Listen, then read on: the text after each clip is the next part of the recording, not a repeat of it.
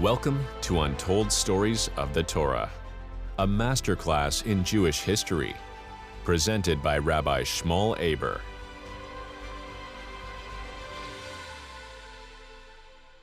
Part 5 of the story of Shimshon.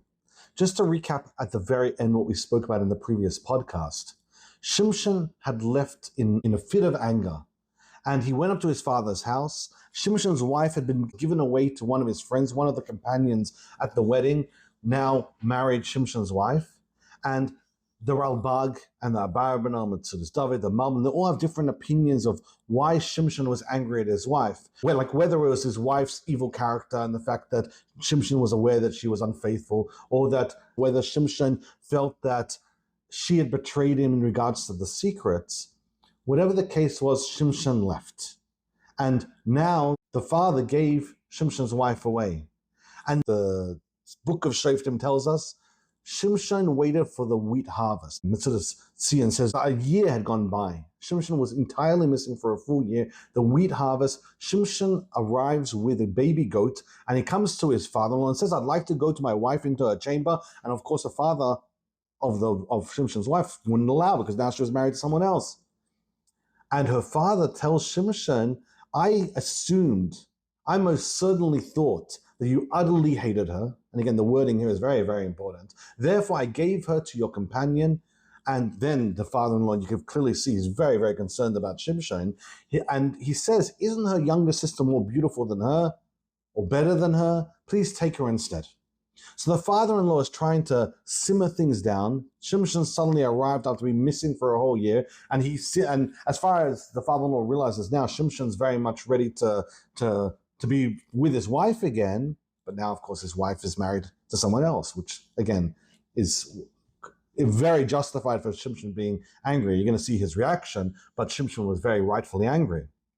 The Metzudas Tzion says a year had gone by. The Mahari and the Malbim both point out the same incredible Hashgacha Pratis, the divine providence that occurred here, that Shimshon arrived when the wheat harvest. That's when he came. And as you're going to see, the story unfolds, that was going to play a big part of Shimshon's revenge. And all the chaos and the damage was going to be amplified by the fact that it was actually during the wheat harvest. The Ma'amleh says Shimshon still loved his wife, and even though she had betrayed him, Shimshon's anger had subsided and he wanted to take her back.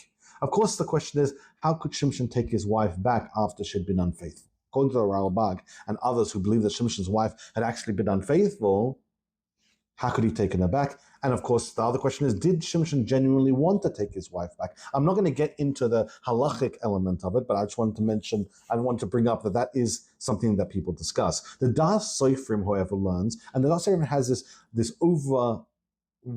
overarch of the entire story, that Shimshon was continuously guided by his Ruach HaKodesh. Shimshon was an incredibly righteous man, an incredibly godly man, and he had this spirit of Hashem that was in him that guided him to make right decisions, make very, very good decisions. Decisions that other people probably would have made that would have been disastrous. But in the case of Shimshon, he was guided by Hashem to do things that ended up becoming very, very successful.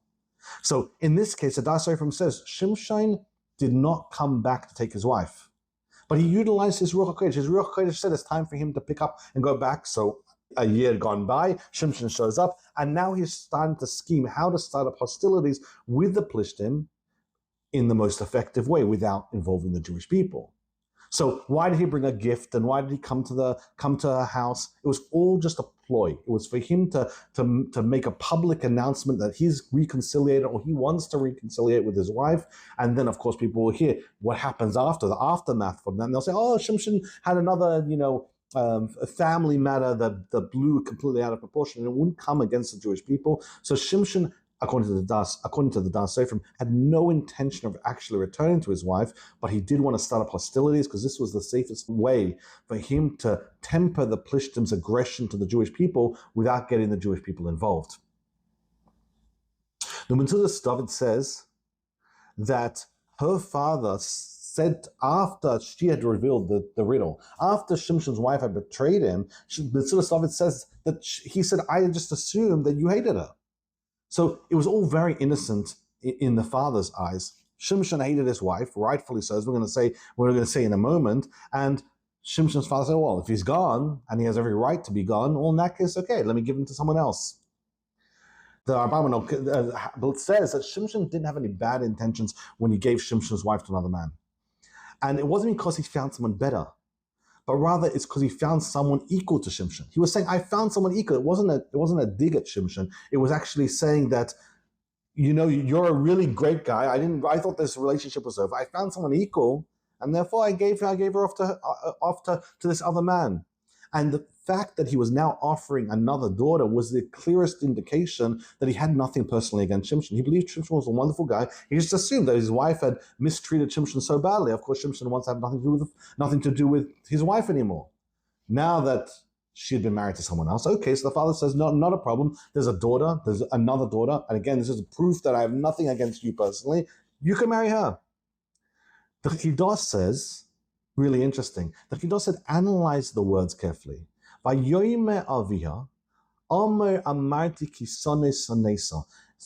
Her father said, surely said to myself that you surely hate her. There's double expression. Very interesting. He's trying to vindicate himself for why he gave his daughter away in marriage. He understood this is a very, very sketchy situation. In his mind, he never imagined Shimshon would ever come back. This was a failed experiment, a failed marriage. Shimshon had been betrayed, and that was it. He was gone. So he said, I myself thought about it and realized after you had been so badly mistreated by my daughter, of course you hate her. But the father-in-law said, that wasn't it. In addition to that, why the double expression? The Chidah says that the father-in-law was saying, I even went to other people to ask advice. I said, what do you think would happen? My son-in-law got really badly mistreated by my daughter. Would he come back? And they all agreed that you were right and that you would never come back again. So because of this justification, I gave her away. The Das Sofrim also very similar idea in regards to the father. The Das Sofrim says that the father-in-law was honest and he was trying to make everything as right as possible. After he had seen what had happened, he was trying to make it as right as possible. In fact, the Das Sofrim points out to the fact that the father-in-law uses very similar language that King Avimelech used to Yitzchak. Again, showing the speech style talks to the nature of the family and the uprightness, and this was a very upright family. Again, this is why Shimshon would have been attracted in the first place to his wife, because this family was a special family. Now, what did the father-in-law mean that her sister is better than her? That's a very loaded thing to say. And what specifically was the father-in-law talking? The Mari and the Abarbanel say that the father-in-law was saying she's more beautiful. The younger sister is more beautiful than the wife of Shimshon, and so better to get married to her. The Abarbanel says she's younger. That's the reason. And the Malbim says that the father-in-law understood what had happened behind the scenes, and he was actually subtly saying that the older sister had been very promiscuous, but the younger daughter was not like that, and Shimshon would favor her much more because she wasn't promiscuous like her older sister. Now Shimshon, what does he say? He makes a big announcement. He makes a big scene of it. The Das Sofrim learns that Shimshon made a very big scene out of most of these things that he did. He made sure that there was a crowd and the people understood and heard exactly what his intentions were, because it always had to be clear that Shimshon was doing this in a personal way, in a family drama way, not as a representative of the Jewish people, not as Jewish people versus Plishtim, but this is just a personal family drama. So what does Shimshon say? Shimshon says to him, this time I'll be blameless in front of the Plishtim when I do all the mischief. He's about to create an incredible amount of damage, an incredible amount of chaos to the Plishtim. And Shimshon tells the father-in-law, or tells all the Plishtim, after what I've been through, and now that my wife's been given off to another man, what I do, anything I do is going to be completely blameless for this. Rashi and the Radak and the Barbanel and Sudas David, they all say that Shimshon said that any punishment I do now to the Plishtim is all within the law. I've been so badly wronged, I can do whatever I want and it'll all be within the law. A very important Malbim who says that Shimshon, why did he feel so angry and why did he feel so justified? This marriage between his wife, who was still very much married to him, and one of his official Plishti friends, was something that had happened in public. No one protested. That's why Shimshon felt so justified in his vengeance against the Plishtim as a whole. There had been a public marriage. His wife, his legal wife, Yes, he had stomped, he had marched away and left his wife, but he'd never divorced her. This was very much his wife. And she had been given away in full public knowledge with no one protesting to someone else while he was still married to her. So he said, if that's the way, if that's the way the Plishtim are behaving, well, they have it all coming. They haven't established courts of law. And this is, again, a very important note, which I'm not going to dwell on too much, but it's very similar to the story of Shimon and Levi versus Shem, which is, again, the story where they wipe out the entire city of Shechem. There's a Rambam and Ramban which talk about the fact that why did these two brothers feel justified? The city didn't establish courts of law. And they've said, if you're not following the Noahide commandment of establishing courts of justice, then whatever punishment comes your way is fully deserving. Every nation needs to have courts of law. So what's Shimshon's revenge? Shimshon's revenge was financial devastation. Instead of killing them, which he was going to do after anyway, but at this point, what he was going to do is he was going to create so much financial devastation to the Plishtim. And again, as we mentioned, the fact that it was the wheat season, harvesting season, was going to be very, very instrumental in creating maximum damage.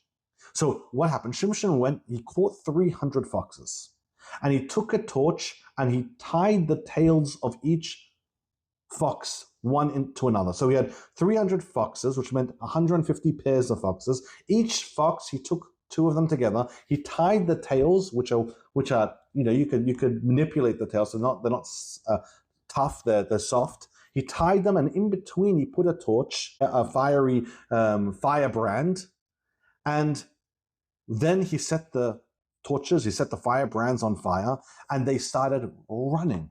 The foxes started running in all directions. And we'll talk about exactly why it was so bad that it was foxes. And it went into the grains. All those dry grains are now harvested, which meant they're not connected to the ground. They're not moist anymore, but they're dry, and everything went on fire. It burnt the shocks, it burnt the standing grain, even the olive groves. As the Das Sofrim points out, olive groves are very, very hard to burn down, but the amount of fire that was absolutely, it burnt everything. The Yalkut Shemaini and the famous Gemara in Saita says, why did Shimshon use foxes? Foxes have a tendency to walk backwards. The Plishtim had made an oath. They had promised, by way of their ancestor, to Avram Avinu, that they were going to not harm the Jewish people. And now this very nation was creating so much harm to the Jewish people. They were overlords over the Jewish people, over the land of Israel at that time. They were ruthless and they were dreadful. And for the next many decades, they were going to continue this behavior. But Shimshon said, you guys walked back on your promise. I'll find an animal to punish you that also walks backwards, a fox. The Mashal says this is additionally the reason why Shimshon tied the tails of the foxes together. The Plishtim went back on their oath, and now the Jewish people had permission to go back on their oath. It was tit for tat. Both tails are both matching, lined up with each other. You want to go backwards, says Shimshon? No problem. I'll match you. I'll walk backwards on the same oath. Now that you broke it, I'll break it too. There's a Ben Ish Chai on Masechta Saita on the same Gemara, which is really, really interesting. And I'll say a snippet from it, that he took Shual. The Shual means a fox, because Shual has the gematria of 406, which is the same verse as Loi Nin Loi V'Loi Neched Ba'amoi, which is a verse, but it's talking about the fact that the Plishtim broke the oath to Avram's children and his grandchildren. That was actually a terminology of the oath. And so Shimshon said, oh, you're breaking this oath that talks about children and grandchildren. I'll punish you with an animal that has the same gematria as a verse that talks about children and grandchildren. Why 300, explains the Ben Ish Chai? He says that wicked people get their energy from the shin within their name. It says, Oy l'rasha ra. Woe to a wicked man when he loses the shin. All energy of a wicked person comes by way of the shin in his name. But when a wicked person loses his shin, then it turns into ra, it turns into bad. And that becomes a very bad situation for a wicked person. So he purposely punished him with foxes, purposely punished them with 300 foxes. It was so precise, the style, the method, everything about what Shimshon did. It wasn't chaotic and random. Shimshon himself, everything was premeditated, everything was calculated, everything was exactly as it was supposed to be. He was a man that was inspired by an incredible amount of spirit of Hashem. The Das Sofrim says that the damage and devastation that Shimshon caused terrified the Plishtim. What was so scary about it? I mean, in addition to the fact that it caused them an unspeakable amount of financial damage, there was always this thought in the back of the head, which Shimshon was going to very much play into, that Shimshon's going to go back to the Jewish people, be appointed as the leader of the army, and they understood at that point the Jewish people would be unstoppable. They ruled the Jewish people with an iron fist. And now they see one man with such strength, such incredible power, and they were only going to see, they've only seen a fraction of it so far. But whatever they've seen is Shimshon's unstoppable. One person. If he were to be leading the Jewish people, the Plishtim understood that would be the end of their dominance. Very, very much the end of the dominance. So that was this subcontext behind of everything that's going on. And also, the Plishtim also knew Jewish history. And they knew that every enemy, yes, enemies were dreadful to the Jewish people, but in the end, Jewish people always get rid of their enemies. And so, knowing that Shimshon is this powerful and that Jewish people have this reputation of always getting eventually rid of their enemies, they started very, very much being concerned about what would happen if Shimshon were to join up with the Jewish people. Now, the Plishtim saw how much devastation Shimshon was able to do on his own. He was able to go into the city of Ashkelon and just kill people, and then he was able to create so much damage and so much chaos. And so they realized for the first time in their relationship with Shimshon that it might be a good idea to appease him and not to get on his bad side. So they started investigating. Well, first they investigated. They said, who's done this? And the information that the Plishtim got back was Shimshon, the son-in-law of the Timnites. And they told him, they said his wife was given off to someone else. So the Plishtim started investigating. They realized that Shimshon was not a person to be tampered with, that getting Shimshon upset was a very, very bad idea. And so they said, you know what? Let's try to simmer this down. We can't have Shimshon continuously angry. We have to show Shimshon, yes, we're fair people. Yes, we understand your grievances. We're going to take care of this. So what do? They go up to Shimshon's father-in-law's house and Shimshon's wife's house. They burn their house to the ground with both of them inside, killing them, burning them to death. And what's really interesting, again, that's such an obvious thing in the actual verse itself. When they identify Shimshon, they don't identify Shimshon as being from the tribe of Dan, or being related to the tribe of Yehuda, or being a Jewish person, or being from Israel, nothing. What's so important is they identify Shimshon as being the son-in-law of the Timnite, of the person from Timnah, which is precisely how Shimshon wanted it all to go down. So Shimshon had been so careful to make sure that he was identified as a lone warrior, as a vigilante, and that's actually how he was identified. The Plishtim didn't consider him a Jew. They considered him someone that ran away from the Jewish people and now was this rogue vigilante. And they were like, okay, he's a son-in-law of a Timnite, family drama. It all went bad. We're going to step in now. We're going to make sure that Shimshon closes up shop and doesn't get angry anymore. We need to punish the wife for hurting Shimshon this badly, and we need to punish her father, and they burnt them both alive. The Abarbanel says that exactly this. They understood that Shimshon had behaved in the right way. He was according to law. He had every right to be this angry. And so they said, okay, we need to appease him. The Metzudas David says that they burnt Shimshon's wife and father-in-law to appease Shimshon. Exactly the same thing. It wasn't about the law. They just said, all right, Shimshon and Shimshon's wife and father are the ones that upset Shimshon. Shimshon's now just taking it out on everyone. No problem. We're gonna solve this problem. Now, Shimshon heard about his father-in-law and wife's murder, and Shimshon made a mass proclamation. The Dehydration says he actually did it in front of them as they were doing it. It says, if you do after this manner, if this is the way you're behaving, surely I will be avenged of you, and after that I will stop. So they were trying to stop Shimshon, and Shimshon said, we'll see different opinions, but one of the opinions is, this is what you're doing to me. Now I'm not gonna stop until so much more punishment happens. And then the verse says, Shimshon struck them, he killed them, hip and thigh with a great slaughter. He killed a tremendous amount of people. And again, the words hip and thigh, we'll talk about why that's in the pasuk, why it's in the verse. And then he went down and lived in a cleft, like a jutting out rock on the side of a cliff in the rock of Etam location. So why was Shimshon so angry at the Plishtim? He said, if you behave in this way, okay, now I'm gonna make a massive slaughter. What was it that he was upset about? And it says it's 7 different opinions of precisely what Shimshon was so upset about. Rashi says Shimshon wasn't upset about about the murdering of his wife per se. Shimshon was just so upset about the mentality of the Plishtim. The fact that switching of wives, the people got married and the wife went off to someone else, and this was a common behavior in the Plishtim. It angered Shimshon so much, and even after he had burnt down all the wheat harvest and he had created so much financial damage, he said, I'm not done. I'm going to still continue. This is the way you guys behave? Okay, not a problem. I'm going to punish you way, way worse. The Radak says that Shimshon told them like this: had you burnt my wife and her father when they had done the grievance to me, when they actually sinned against me, okay, I would get it. There's a court of law. These were people that went against all morals and all decency. But now that you're only behaving like this as revenge, that's unacceptable.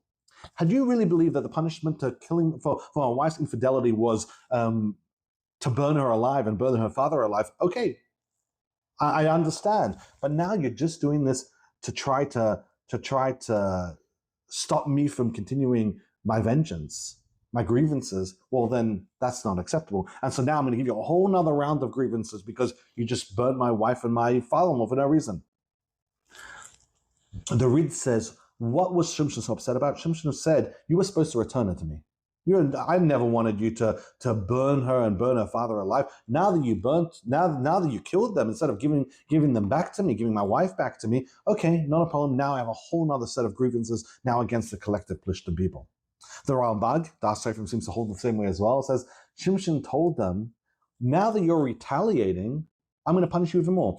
Unlike the other opinions, the Rambag and the Das Seifrim say Shimshon believed this to be a further aggression against him, not an attempt to simmer things down. They were saying, "Oh, well, Shimshon's so upset about his wife. Okay, we'll kill a wife. We'll kill his wife to show that we're on his side."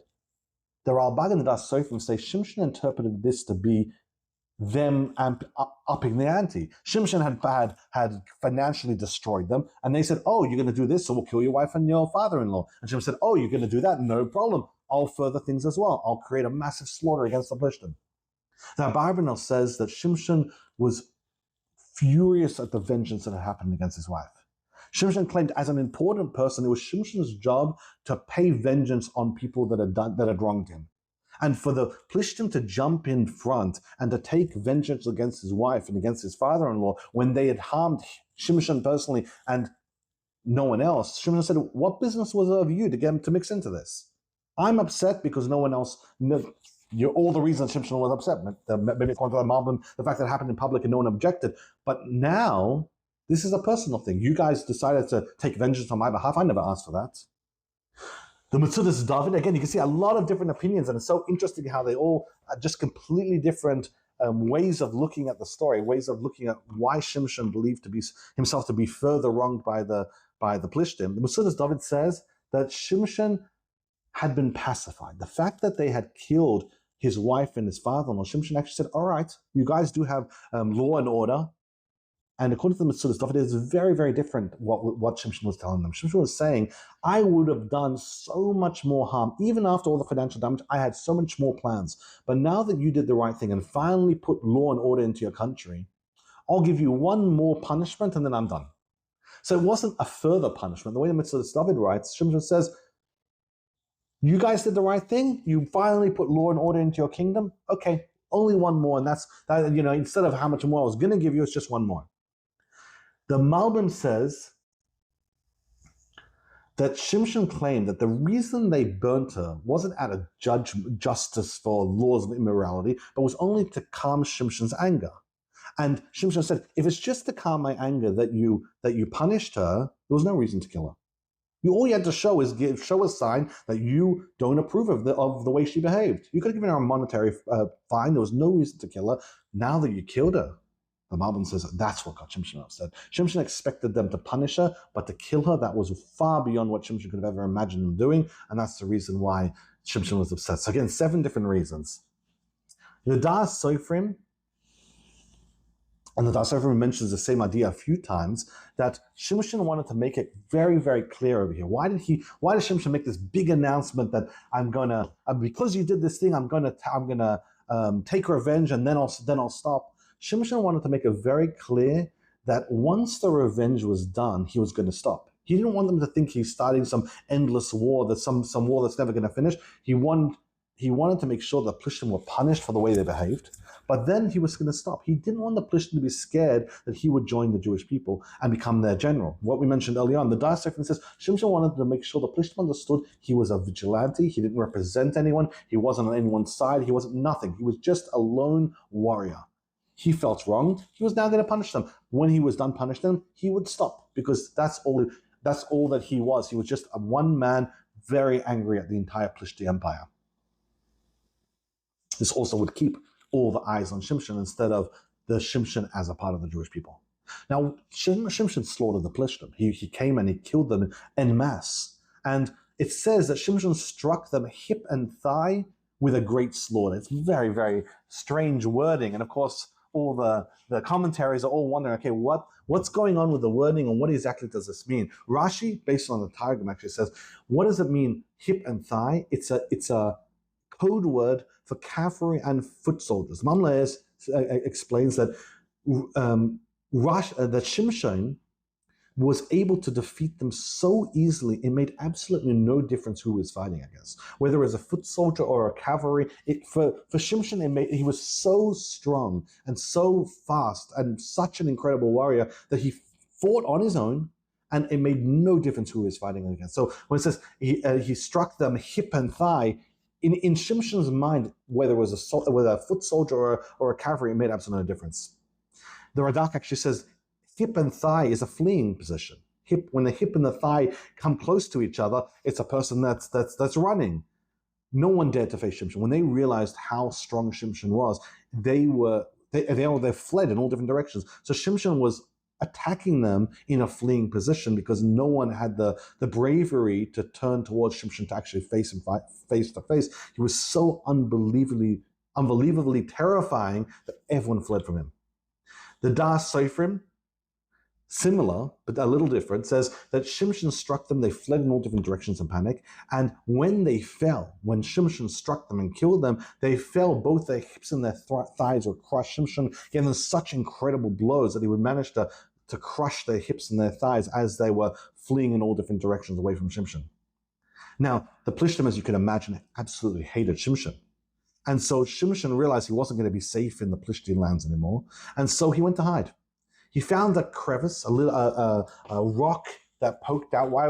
Even the terminology, a sif, means a branch. It was almost like a branch to a tree, but this was a rock to a cliff. And it stuck out over the cliff, a very, very safe position for Shimshon to see far in advance when any enemies were coming. Shimshon didn't want to get caught by any Plishtim that were lurking about trying to find him, according to the Abarban and the Rambam. And so Shimshon found this secure location, and that's where Shimshon stayed to make sure that he could be in safety while he was waiting out the Plishtim. Now, the Plishtim were furious, and so they gathered a massive army. The Das Sofrim points out that Shimshon's Ruach HaKodesh guided him perfectly. And even though this could have so easily turned into a national drama, you see, the Plishtim could have so easily just attributed, especially the fact that Shimshon ran back to Israel, they could have attributed Shimshon to being a Jewish person and held all the Jewish people to be responsible. In this case, they didn't. They only took their anger out on Shimshon. They didn't take their anger out at all the Jewish people.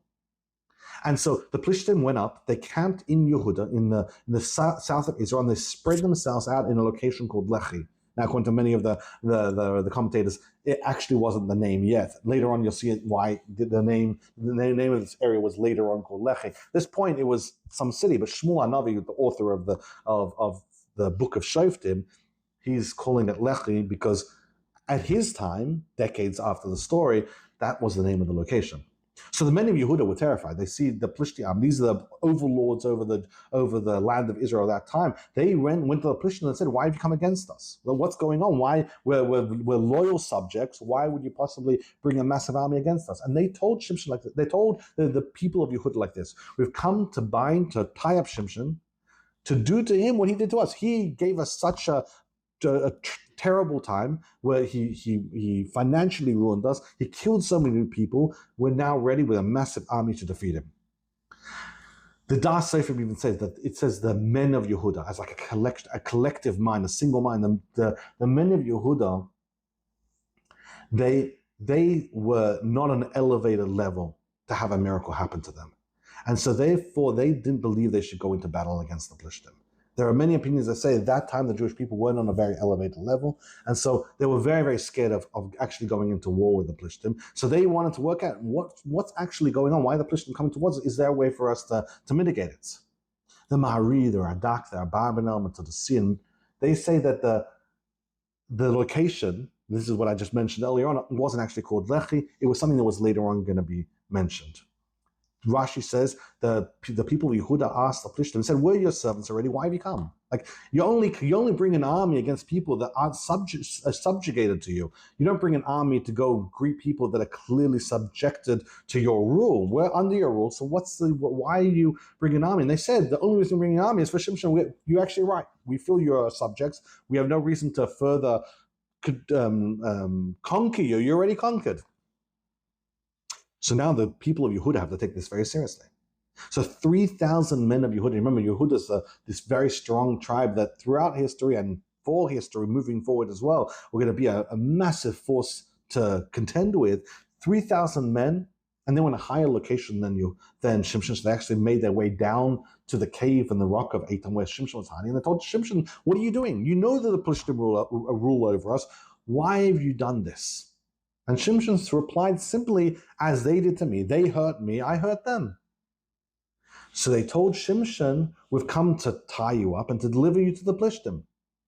And Shimshon said, "Okay, but promise me that you yourselves are not going to kill me. You yourselves are not going to hurt me, or you're not going to fall on top of me." And they promised it. They said, "No, we're going to tie you very fast." And Rashi says that means that we're going to tie you down, but we won't actually kill you. We'll deliver you into their hands, but we won't kill them. And they bound him with 2 new ropes, and they brought him up from the rock. So they took Shimshon into captivity, but they didn't actually hurt Shimshon. They planned to give Shimshon, and they did in fact, give Shimshon over to the Plishtim, but they didn't actually hurt Shimshon. They promised to do that and actually kept the word. The Das Sofrim suggests, why did Yehuda take 3,000 men to collect one man? They needed to put on a show. The Plishtim had told them, "You're to bring Shimshon," and they understood that if they don't bring Shimshon, they would have very serious consequences on their side, because now they would look like an ally to Shimshon. And now it wouldn't just be Shimshon versus Plishtim; it'd be the Jewish people versus Plishtim. So they had to take this very seriously. So he came with a 3,000 strong army to collect one man to show the Plishtim, "We're taking this very seriously." Additionally, the Sefer mentions that they were secretly hoping, after seeing all the miracles that Shimshon had done, they were hoping that after delivering Shimshon to the enemy, Shimshon would continue to have these miracles. So they were very excited that Shimshon was being given over, because they were hoping that these incredible miracles that Shimshon's a very strong part of, that will continue to happen. Now, it's a very big discussion, which I'm not going to delve into greatly, but I'm just going to bring it up because it's interesting and it ties into a later part in history. According to the Rambam, and this is very generally speaking, if a foreign power comes and demands the Jewish people to hand over a particular person for death, they just pick someone at random. They say, "We'd like you to hand over this particular person. We want to kill him." According to Torah law, it's forbidden to give that person over. Doesn't matter. It doesn't matter if that's going to save everyone. Doesn't matter if it's going to save a whole city, a whole country, whatever it is. If they just randomly single out someone and say, "We want to kill him," and it's not justified, then the Jewish people are forbidden from giving this person over to death.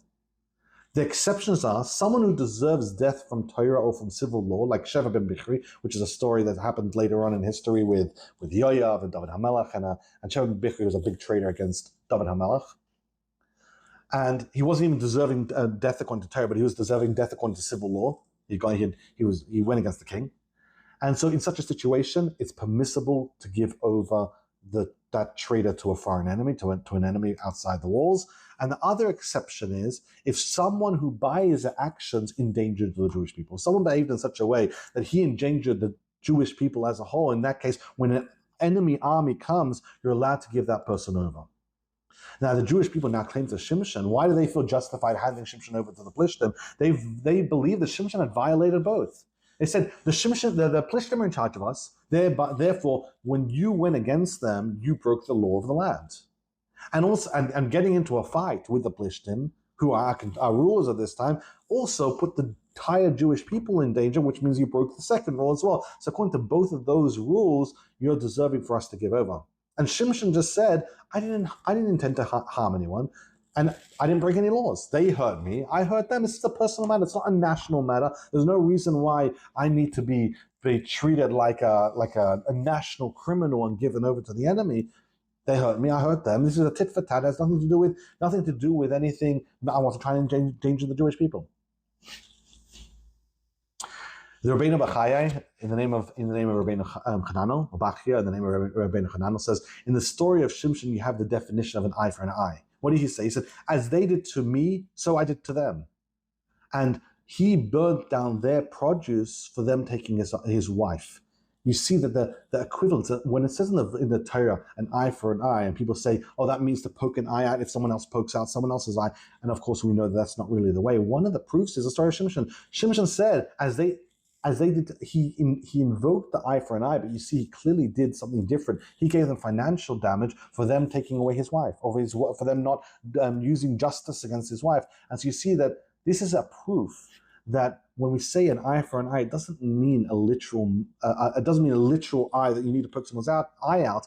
If someone pokes someone else's eye, tit for tat, eye for an eye, but rather it means a monetary value instead. Now, Shimshon is now captive. He's tied up in ropes. The Plishtim were extremely excited, and it's really tragic and it's really sad. The Das Sefer says, when he came to Lehi, the Plishtim shouted as they met him. It sounds like the Plishtim are not just excited, but super excited. The Das Sefer says they were excited for two reasons. Number one, they were excited to see Shimshon. Shimshon is now tied up and he's a captive. And number two, it was the Jews themselves who had betrayed Shimshon, and the watching the Jews hurt each other gave the Plishtim so much joy, and so they shouted as they saw Shimshon coming. They were so gleeful, they were so excited, they were doubly excited and shouting with excitement. And then it says the Spirit of Hashem. Rashi says the same explanation that Ruach Gevurah min Kodem Hashem. This mighty spirit from Hashem came on him really strong. The ropes that were tied around his arm became like flax that was burnt with fire, and the bands dropped from his hands. And now Shimshon, a moment ago, had been tied up in the Plishtim, all thrilled. Shimshon has his hands loose. His legs weren't loose, which we'll talk about. He found a fresh, and Rashi says a wet, jawbone of a donkey. And Rashi says like medical terminology, very interesting. And the jawbone of a donkey. He put forth his hand and took it, he grabbed this donkey bone, and he struck 1,000 men with it. He killed 1,000 men, all on his own, surrounded by military men, an army, 1,000 men. And the Ma'ari says, interesting, had the donkey bone been dry, it would have cracked as Shimshon used it. The fact that it was wet and slippery and moist actually meant that Shimshon was able to kill 1,000 people with this. Again, the amount of force you'd have to use to kill 1,000 people with it. But Shimshon killed 1,000 people with this very, very moist and very young jawbone, as we're going to say soon. And also the story says that Shimshon was able to walk, like you just mentioned. Shimshon was able to walk because the men who had only tied up his arms, they didn't tie up his legs. They tied up his arms very well to make sure that it was clear that they weren't betraying the Plishtim and they very much were giving Shimshon over. But once Shimshon had been given over, at that point Shimshon's spirit of Hashem came, and Shimshon said, okay, now the Jews can't be blamed for not helping. They helped. I'm in the Plishti control at this point. And Shimshon then killed 1,000 men. What's the story with the donkey jaw? The verse says, he found this donkey jaw. But the word tria is a very loaded word, moist donkey bone, but it seems to be implying something else. Rashi says that it was a moist jawbone, like we just mentioned. The Ma'am brings the Kli Yakar Nach, which says that the jawbone was from the donkey of Bilam. Hashem kept it fresh all these years. It had been a part of an incredible story, a donkey bone of Bilam. And again, I'm not going to go through the whole story, but the donkey bone, that was a jaw that literally the mouth opened and it talked to Bilam. Bilam had a conversation with his donkey. The donkey had seen an angel and Bilam couldn't see it. And the donkey accuses Bilam, well, haven't I been such a great donkey? Such an incredible miracle happened. An evil man was called to task by the donkey. And so Hashem kept the donkey bone fresh for hundreds of years. This is so many years after the story of Bilam. And now Shimshon was able to use this same donkey jaw bone for this incredible miracle. Medrash Bereshis Rabbah says it was a 3-day-old donkey jaw. So again, very small donkey jaw, the bone would have been very, very soft. Medrash Bereshis Rabbah also brings up in here there was a donkey jaw of a twin donkey. So it was a very, very weak donkey, because twins, generally speaking, are much more weak. The mother needs to provide nutrients for both children, which means that a lot of times the twin animals are born very, very weak. So it was extremely, extremely weak jaw. And in spite of it all, Shimshon was able to kill 1,000 men all on his own against a fully armed army of Plishtim. And then Shimshon says praise. Shimshon makes this big announcement. He says, with the jawbone of a donkey, heaps on heaps, with the jawbone of a donkey, I struck 1,000 men. It's like a song. Shimshon makes this song, and again, the song is a lot more nuanced. Even just on a meaning, translation level, the song is a play on words. The word hamor, which is what Shimshon uses, and also means a donkey, hamor also means piles. So Shimshon was using the play on words, saying that with the jawbone of a donkey, a hamor, I made heaps and heaps, piles and piles, which is also the same words in Hebrew, hamor, a donkey. The Das Sofrim says that Shimshon, one of the survivors, there seems to be, according to the Das Sofrim, there were survivors. He killed 1,000 men and then he stopped. And so one of the survivors, the Plishtim survivors, and also the people of Yehuda nearby who were watching this incredible scene of one man destroying an entire army, he wanted them all to understand and know that Shimshon didn't want violence and bloodshed to continue. Shimshon had been captured. They had dreadful plans for Shimshon. As the end of the story, unfortunately, is going to show the Plishtim didn't mean to do any good things with Shimshon. And Shimshon, therefore, did an incredible amount of violence and bloodshed, but he didn't want it to continue. And so his song of praise was a peace offering and a threat. He told them, I'm finishing the violence. With this donkey bone, I struck 1,000 men. This is the story. I've done. It's a threat. You want to re-engage? You want to continue this? Okay. Well, I'll kill more people. But at the same time, it's a peace offering because I'm done now. So if you want to leave this alone, I'll leave this alone too. But if I need to, I'll re-engage. And in fact, he took the donkey bone and he threw it away. This was like him showing, I'm done with the violence. If you're done, I'm done as well. And then it happened when he finished speaking that he cast the jawbone. This is what the pasuk says. He cast the jawbone out of his hand, exactly what we mentioned, and he named the place Ramas Lehi, and he actually gave the name to that location. And again, that's why many years later, when Shmuel Hanavi is recording the story in the book of Shoftim, Shmuel Hanavi calls it Lehi, because at that point it had already been famously known as Lehi, and that's the location where people called it. The Radak says that the place was called Ramas Lehi because Shimshon threw the jawbone. It was Lehi, but then it's called Ramas Lehi. It means a height. Rama means height. He threw the jawbone, it lifted in the air, and that's why it was called not just Lehi, but Ramas Lehi, the height of Lehi, because the bone had gone on in the air. The Ralbag says that it was already called Lehi. Shimshon added the extra word Rama because it was a higher location and also to commemorate the event. So according to the Ralbag, that location was always called Lehi. Shimshon didn't call it Lehi, and that was always the name of the location. But Shimshon added an extra word because it was a high location. So he said, okay, I'll add that extra word to the location, and this will also commemorate the event. What's so interesting is this incredible miracle, and then the next verse literally mentions a tragedy strikes. Suddenly the verse says, Shimshon became very thirsty, and he calls to Hashem. And he says, you have given this great deliverance by the hand of your servant, and now I'm going to die of thirst and fall into the hands of the uncircumcised. Shimshon is literally about to die of dehydration. He has an incredible miracle. He kills 1,000 people with a moist, tiny little donkey bone or jawbone, and then suddenly he feels himself dying of dehydration with literally straight away. Right after singing a song of praise, he finds himself dying of dehydration, and he begs Hashem, don't let me get captured, don't ruin the miracle. I'm going to get captured in the hands of the uncircumcised, the Plishtim. They're going to discover him dying of dehydration, and that's it. They're going to capture Shimshon. The Medrash Rabbah says very interesting. It says someone who talks a lot gets thirsty. Shimshon had just said praise. And you see, it's right after, it says as soon as he finished to speak, and then it says he became very thirsty.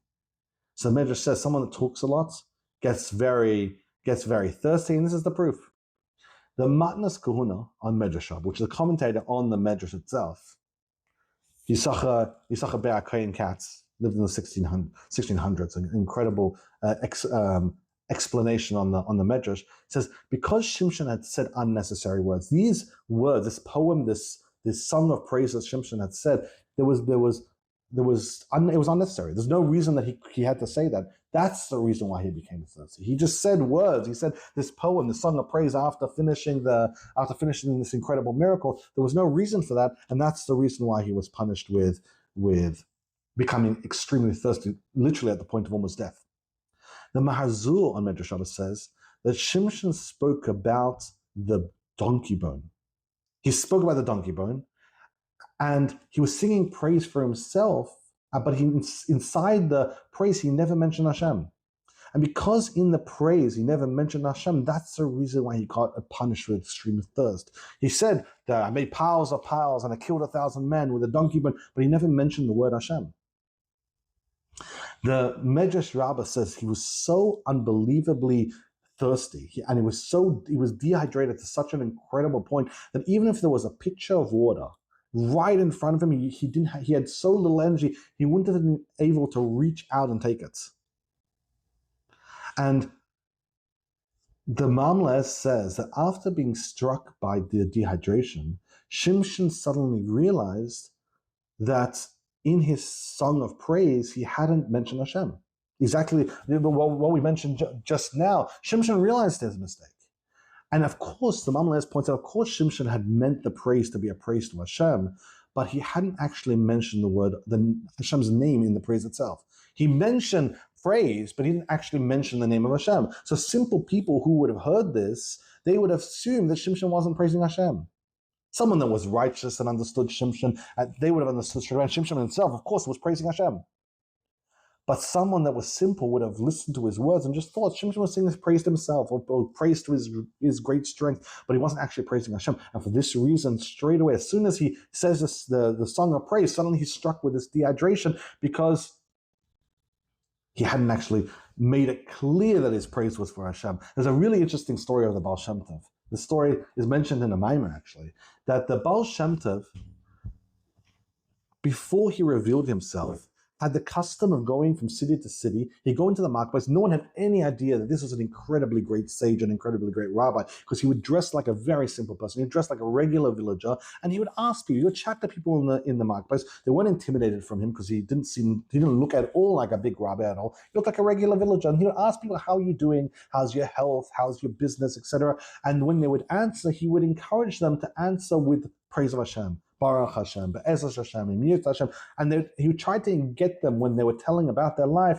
to invoke Hashem's name into the conversation. And this was a very important mission for the Baal Shem Tov, teaching people to always say Baruch Hashem and always mention Hashem in their day-to-day life.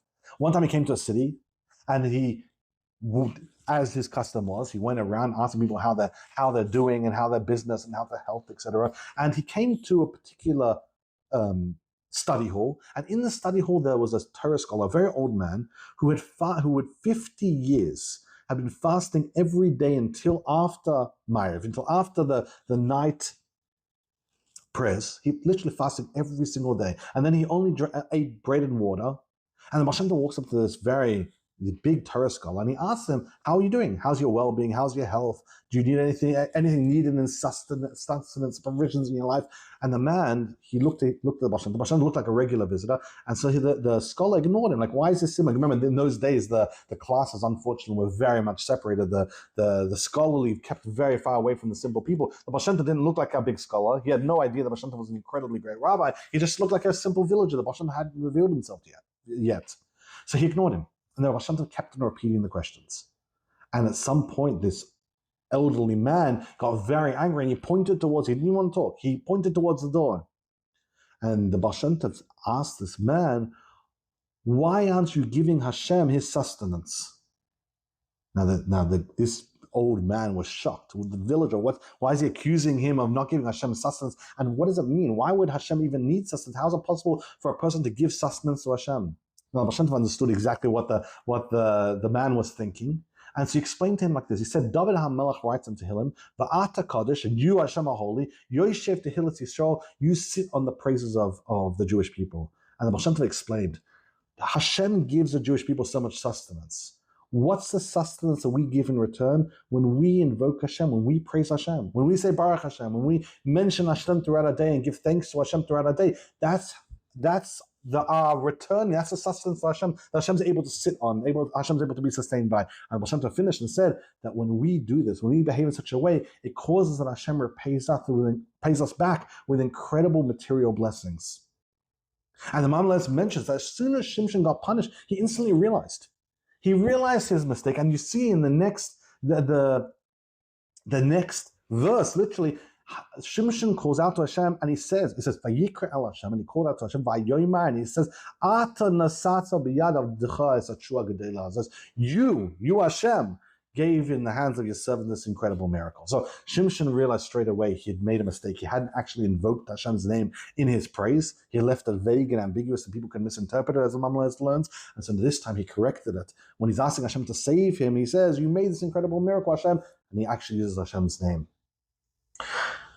Although the Medrash seems to imply that Shimshon's danger that he faced right now was the death by dehydration, the Metzudas David also mentions that Shimshon also felt that he was in danger, not just of dehydration, but also the Plishtim discovering him, and Shimshon would be forced to go to a nearby Plishtim city in search of water, and then they would kill him there. So according to the Metzudas David, Shimshon had enough energy to pick himself up and go to a nearby city, but he knew that as soon as he would go there, he was so dehydrated he wouldn't be able to defend himself, and then they would kill him. So Shimshon corrects his mistake. He calls out to Hashem. He admits that Hashem's the one that did the amazing miracle, and he actually invokes Hashem's name. And immediately Hashem saves Shimshon from the dehydration on the spot. As soon as Shimshon corrects his phraseology, straight away, an incredible miracle. So on top of all the miracles that Shimshon's already experienced, this most tremendous miracle occurs.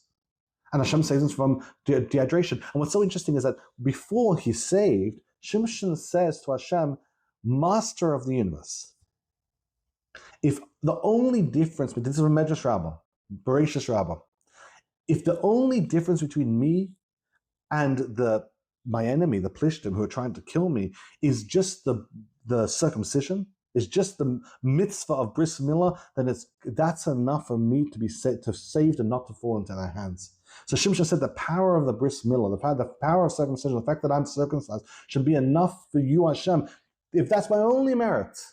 And Shimshon was an incredibly great man, but he said, if that's my only merit, then that's enough for me not to fall into the hands. The Ben Ish Chai has an incredible lesson, which we're not going to talk about, just mention it, about why did Shimshon point out the mitzvah of bris milah instead of any other mitzvah. It was specifically the bris milah where Shimshon was blessed in that regard, that Shimshon actually invoked that mitzvah. Very, very interesting discussion. Hashem split the hollow place. So Shimshon's lying on the ground and he's dying of dehydration. And then he corrects his mistake and he calls out to Hashem, "Hashem, please save me." And Hashem saves him. Hashem split open the hollow place, a machtesh, which is in Lechi, and the water came out of it. And when he had drunk, his spirit came back to him. So now a miracle happens. Water just appears out of nowhere. And he's revived, and therefore he calls the name of the place Eina Koyer, which is Lechi to this day. So Shimshon names a place, but this tremendous miracle happens. He's literally about to die of dehydration, and can't even move according to the Medrash, and then water just appears from between the jawbone. Again, we'll discuss exactly what the miracle was. But first, what is the word machtesh? Very interesting word, because Hashem split the machtesh. So the Metzudas Sion, which is a commentator, same as the Metzudas David, it's just his commentary explaining what the wordings of the verses in Shoftim mean. When he says machtesh is a mortar, as in a mortar and a pestle. You know, with the older days, the Metzudah actually says what you used to crush spices. In those days, they were still crushing spices with not with a blender, electric blender, but with a mortar and pestle. So the mortar, like the cup of the mortar and pestle, that's what a machtesh is. So there was some hollow place that appeared, and we'll discuss that, but that's the shape of what the water came out of. Okay. The Medrash Rabbah says that the miracle happened in the merit of Moshe. When Moshe was blessing the tribe of Dan many years earlier, and we spoke about this a little bit, but Moshe blesses Dan and he says, Ula Dan Amar, Dan Gur Aye, Yizanek Min HaBashan. Dan is a lion cub, and he's leaping from Bashan. Very, very vague words. And the Medrash Rabbah says, Bashan is nutrikun. It's you use the letters to represent words. If you take the word min habashan, bashan means bein shinav. You could split that word up into two separate words, bein shinav, between his teeth. Hundreds of years earlier, Moshe had blessed the tribe of Dan, knowing that one of their members, an incredibly righteous man by the name of Shimshon, is going to be in a real bind, and be really, really about to die. And Moshe blessed the tribe of Dan that Shimshon should be saved. He said that between his teeth, and you see in a moment that one of the opinions is that the water actually came out from between Shimshon's teeth. And when we say machtesh, we're not talking about the bone, but we're talking about Shimshon's own mouth. Shimshon was so weak that the only way for his life to be saved is literally from his tooth itself. Water started flowing, and that went inside of him, and that revived him and saved his life. So where did the water come from? So Rashi the Mahari says exactly this point. He said the water came from the tooth socket inside of Shimshon's mouth. Tooth sockets are shaped exactly like a machtesh. That's how I understand it. And so the water flowed from the tooth socket of Shimshon's mouth into himself, and he was able to drink, and he survived. The Radak says the jawbone of the donkey landed on a rock. When Shimshon threw it to signal that I'm done with my violence, and if you guys stop, I'll stop, the rock, the donkey bone that he threw landed on a rock, and the rock was indented like a mortar, and from that mortar, from that rock, came the water that then spilled towards Shimshon, saving his life. And the Surah says that Hashem split open the jawbone, and a spring came out, and it came out through the bone itself. So the phraseology of the verse, which again is very, very complicated, lends itself to different opinions, but the Metzudah says that it was a spring, but it flowed through the jaw of the donkey. In a little bit of a sad note, the Gemara in Sota says, why did Shimshon have the miracle happen through a forbidden thing? That donkey bone, that was the catalyst of how the miracle translated itself to Shimshon, according to some of the opinions. And so the Gemara says, because Shimshon associated himself with forbidden people, for forbidden situation, he married someone who he ideally shouldn't have married, that's the reason why his miracle ended up coming about through a forbidden thing, through the donkey bone. And then one of the most interesting verses, and we're not going to explore it fully because I want to save the full explanation for the upcoming podcast. It says Shimshon judged the Israel in the days of the Plishtim 20 years. And the Bible says Shimshon judged the Jewish people comes right after the miracle. The end of that chapter, it mentions Shimshon judging the Jewish people. Why? Because the Jewish people, after seeing, again, according to the Das Sefer, there were Jewish people that were literally watching this entire battle take place. After seeing the amazing miracles that they saw from Shimshon, straight away, even though Shimshon was a very, very controversial person, and like the Das Sefer mentions, a lot of the Jewish people had a very hard time understanding Shimshon. You can imagine that they would have a very hard time understanding Shimshon. So much of his behavior was so difficult to understand. But after seeing so many miracles from Hashem, the Jewish people realized that he's supposed to be their leader, and he was a tremendously, tremendously great man. He was a person who judged the Jewish people on the level that Hashem judges the Jewish people, like we mentioned at the very beginning of in episode 3, I believe. And the Jewish people were so inspired that they appointed Shimshon to be their leader. And Shimshon reigned during the time when the Plishtim was still very much in control of the Jewish people, but they were terrified of Shimshon. And so Shimshon, for the next 20 years, judges the Jewish people. He's the chief justice. He's judging according to Torah. He's an extremely righteous man. And the Jewish people have a certain degree of safety because the Plishtim are terrified of starting up with the Jewish people, because perhaps that will get Shimshon to get re-engaged with them, and they couldn't afford that to happen. Thank you for listening to Untold Stories of the Torah. If you enjoyed this episode, help us spread the word by subscribing to this channel and leaving us a review.